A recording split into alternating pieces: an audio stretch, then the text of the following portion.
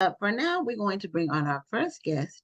And for those of you all who watch the show, you know that we have a lot of authors from Black Odyssey Media. That's the new imprint that Entice has, where she has engineered her company to where I think this year she had 8 releases, and next year she's doubling that. So the guest who's on tonight, who's J.L. Campbell, and she was on, but then she went away. So maybe she'll sign back on. She was there. Now she said, "Never mind." So she is her book is being was released today. It's called Flames of Wrath, and she is signed with Black Odyssey Media. So we are excited to have another Black Odyssey Media author on Black Authors Matter TV. So as soon as she brings herself on camera and with the audio, we'll welcome her. Welcome to Black Authors Matter TV. We thought you changed your mind about being on the show. No, I technology always does funny things. So I just thought that, it was my internet or something, and they logged me off and then I came back on. So I'm sorry. So are you joining us from the West Indies, from Jamaica? Yes, I'm in Jamaica. Wonderful. Which part of Jamaica? I am in Saint Catherine. It's one parish over from the capital city. Oh, nice. Okay. Yeah, I haven't been to that part of Jamaica, but I've been to several other parts of Jamaica. Believe it or not, I've never been to Jamaica. People are always surprised because I've been so many places, but Jamaica is not one of them, unfortunately. Well, I'm going to cruise so you can go. Exactly, I will. Most people go because that's I think the 4 or 5 times I've been, it was on cruises. So okay, it's very, very, very nice, and the people are very nice, very friendly. So you go by JL, and so congratulations on your book release day, which is today, from what I understand. Yes. And do you have a copy of your book with you? Of course. Okay. And it's called Flames of Wrath. Very intriguing title. Yeah, and it's making me wonder if it's about, that scene in Waiting to Exhale where Angela Bassett burns her husband's things and his car. That's what it reminds me of. And I know you do romantic suspense, and there's a thin line between love and hate. So absolutely, there is. So tell us about Flames of Wrath. Okay, Flames of Wrath kicks off in Jamaica, and Geneva Layton's daughter, Alexia, is here on spring break with a group of friends. And in a moment, things go wrong and they turn on her and they put her in the hospital. Oh, and her mother flies in. Her mother is a cybersecurity expert, so she knows everything about computers, technology, and making it work for her. And she tracks all of the persons who had a hand in hurting her daughter, and she makes them pay. Oh my. Okay, yeah, I have to read that. Yeah. Speaking of the premise of your story, it's like it's ripped out of the headlines. Yes.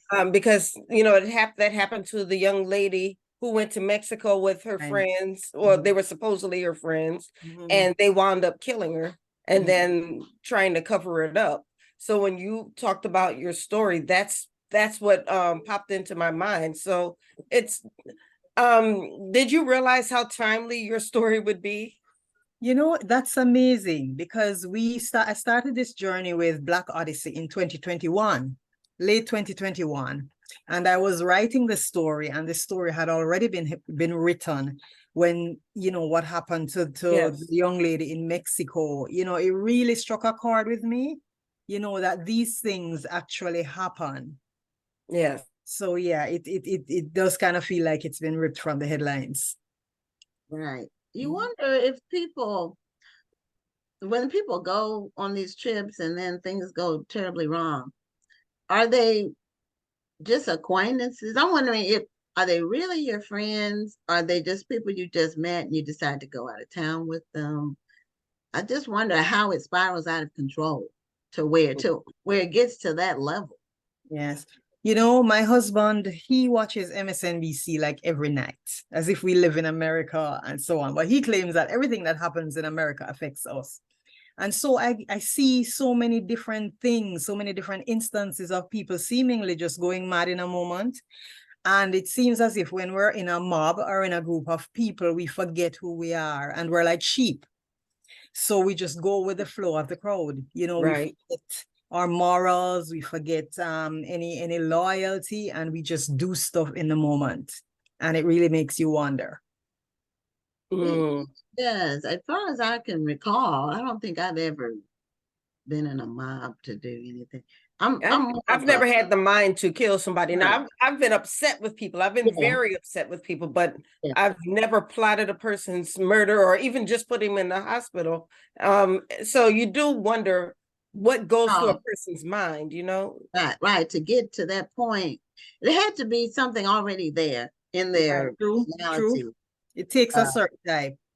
it does. And um because in a situation like that, you would think that somebody in the group would say, hey guys, Yeah, this has let's gone wait. too Let's far. stop. Yeah. This is going too far.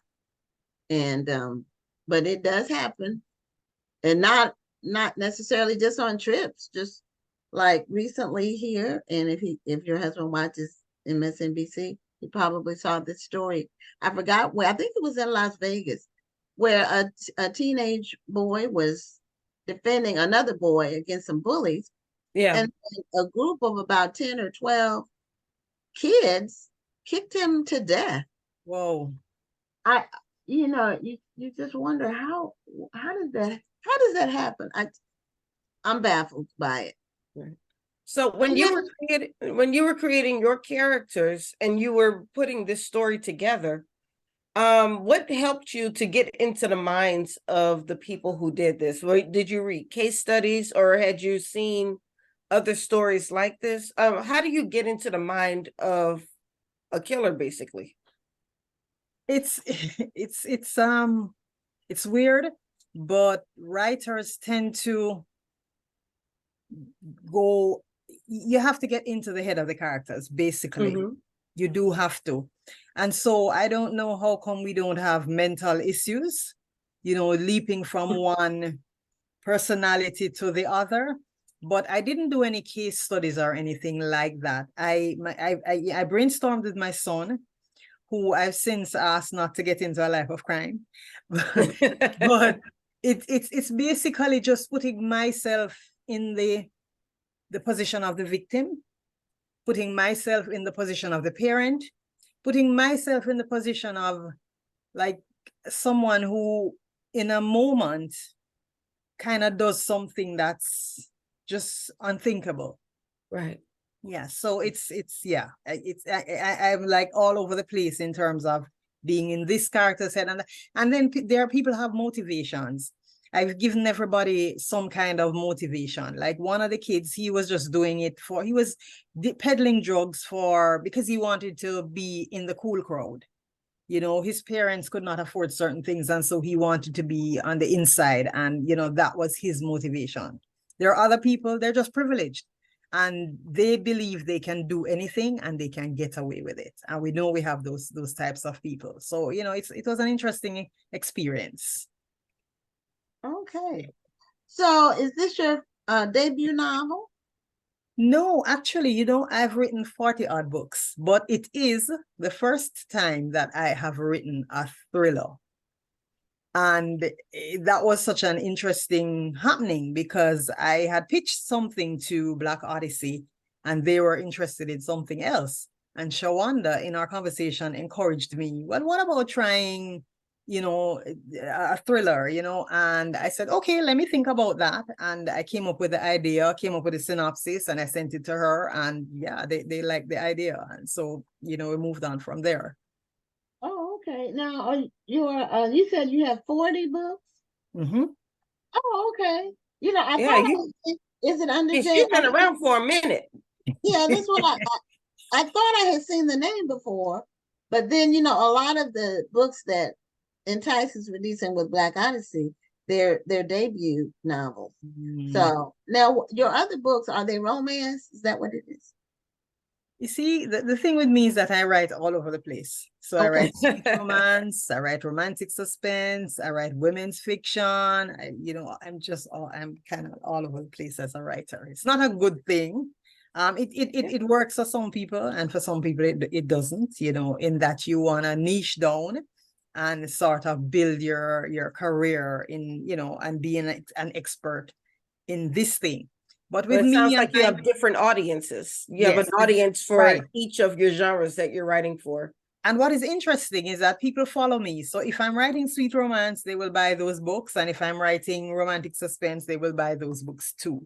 So it's, for me, it has not been anything of a disadvantage. Do you have a favorite genre? I like romantic suspense. I really do. It's where I started. It's what I like to read. So yeah, I like romantic suspense. Nice. Okay, so in this book, where's the romantic part? Actually, in Flames of Wrath, they're having the mother and the father are having issues. They're having issues because the father, he stepped out on her. It's not something that's accepted, but she loves this man. She really does.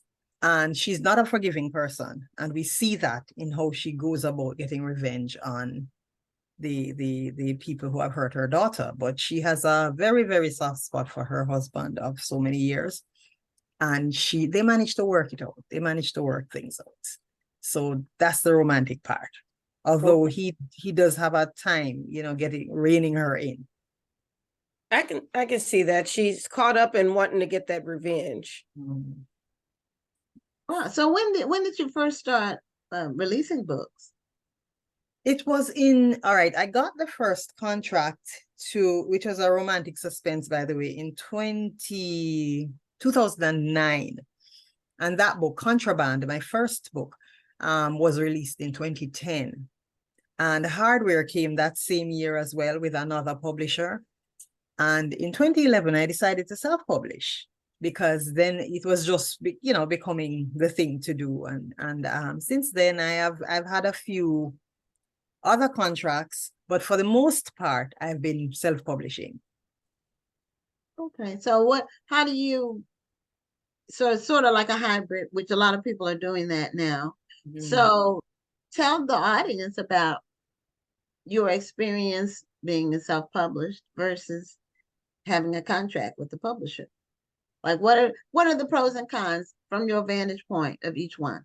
Okay. Because a lot of people think that it's nirvana when you sign with the publisher, and they think, You have to know what you're getting into, and you'll be on Easy Street, and you'll be, on the road to me. A lot of people think that. Yeah, so, I had a rude awakening when I first published when I was first published, because I somehow thought, in a dream world, in a perfect world, that the publisher would do everything. And then I learned that I'd have to start a blog, I'd have to start a newsletter, I'd have to actually do some promoting, I'd actually have to do advertising and so on. So it was not as wonderful as I thought it would be. But on the other hand, they do the cover, they do the editing, so you don't have that expense to deal with. And from that perspective, I liked that. And just the opportunity to be published, because people tend to not look down on you, but they don't, because everybody is able to publish. So people believe that, hey, well, self-publishing, it can't be that good a book. I do not believe that, because I have read some very good, half of what I read is self-published. So I know that there are awesome writers out there who are self-publishing. Well, there are great writers who are self-published. And I often tell people when they're trying to decide between self-published or traditional publishing, you have to go with the route that's going to be right for you. Right. For instance, I know an author who hates Amazon. He refuses to sell his books on Amazon. And I said, I understand what you're saying, but the way my schedule is set up, every time somebody decides to order one of my books, I don't have time to go to the mailbox. I can't mail all of these books myself. I need a distribution system, basically. So Right. I don't mind using Amazon or self-publishing. And also with self-publishing, I can publish at my pace Right. and not the publisher's pace. When the publisher says he wants the book by a certain date, that's what you're going to be doing. You're going to be getting that book done by that date. But when you're self-published, you set your own schedule. So it just kind of depends on you. What is your schedule? How much are you willing to hustle? And don't think the hustle stops just because you have a traditional publisher. It does And not. that's the other part about it. And some people, and I, I'm not a huge Amazon fan, but I have to accept the real world. Right. And people I did an informal survey on my Facebook page a couple of weeks ago, or it might have been more than a couple. But anyway, I wanted to know where people had bought their last book, just to see how dominant Amazon, or not, how dominant Amazon was. And most of the people on my page are either authors or readers or both, or publishers. A lot of people on my Facebook are in the book business. And I think it was like 65% of them had bought their books on Amazon. That's huge. That's more than the majority. That's, and if you're not there, a lot of people will automatically go to Amazon to get a book. And then with their with the Kindle Unlimited, people who've opted into that can read your book without actually buying the book, but you get paid for the pages that people read.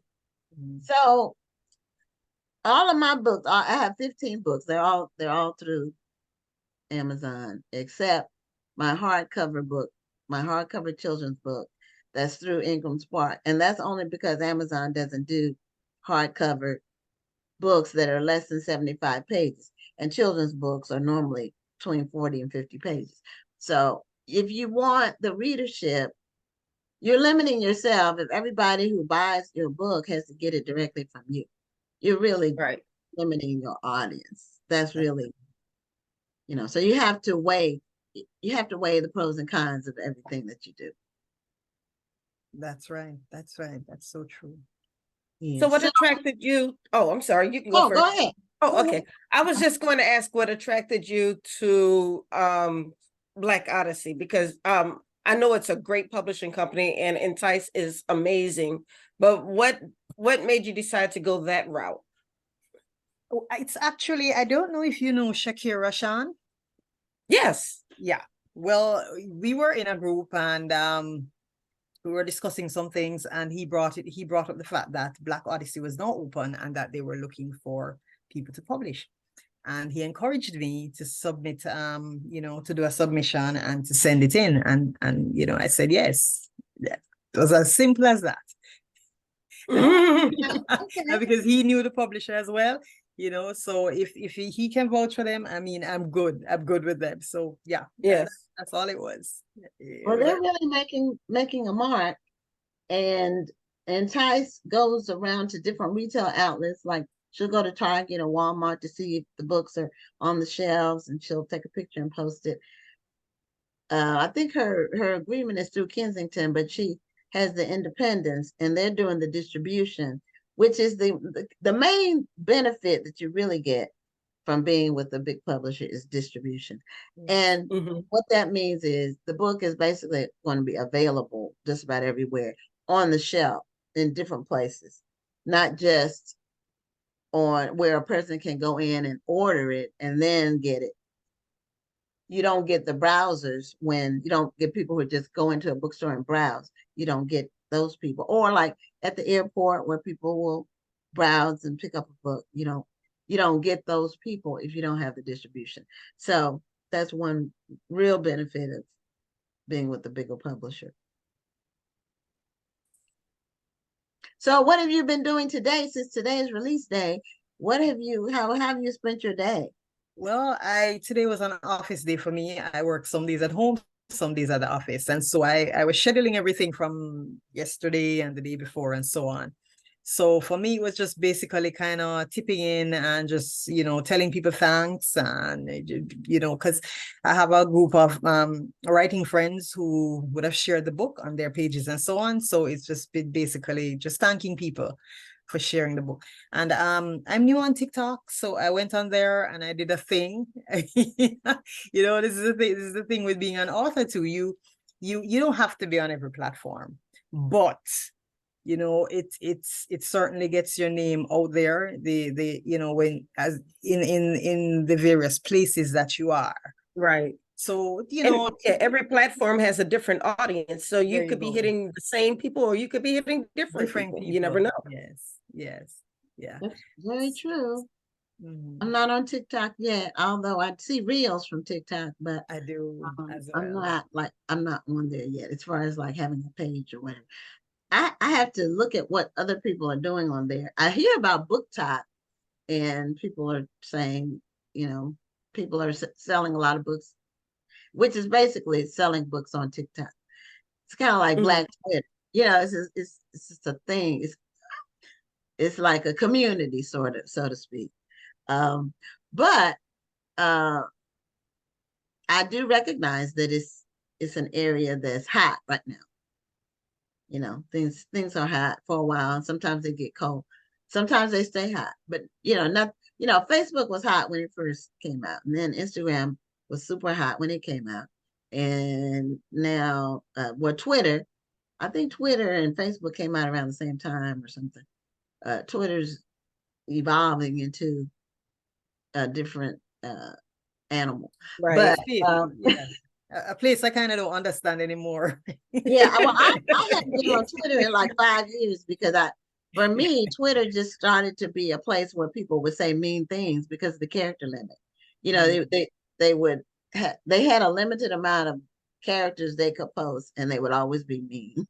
So I quit posting there 5 years ago before even the switch. So, but it's good to be. So when you went on TikTok, what did you do? Did you do like your own video talking about your book? Is that what you did? I did. I posted a video about the book, and then I posted me doing a teeny tiny reading.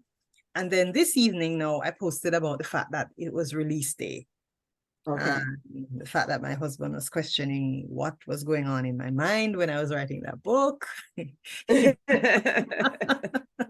Well, today's also a special day because it's the day that you kick off your tour, the Silver Daggers tour. It's a blog tour for the book. I mean, basically, I want to do everything I can to get this book out there, to make people aware of it.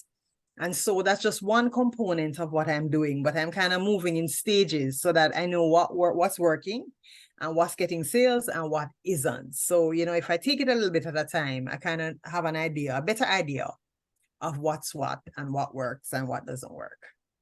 So, okay. Yeah. Well, we're close to the end of our time. I had one last question before we have you show the cover again and tell people to rush and go get it. Is the setting for all of your books Jamaica or the Caribbean or the islands? Is that like the thing that you do, or do you do different settings?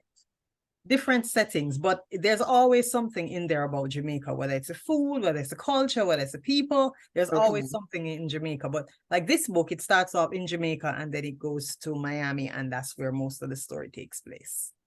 Okay. Well, and I see you're also doing a giveaway. So I put the link to your Amazon page for Flames of Wrath in the chat, but I also put the link to your raffle in the chat. So anybody who purchases the book can take part in the raffle. Is that correct?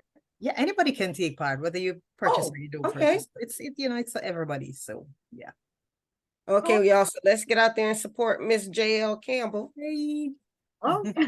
Well, congratulations again on your book release date. Show your cover one more time. And Thank you, ladies, so much for having me. I so appreciate you.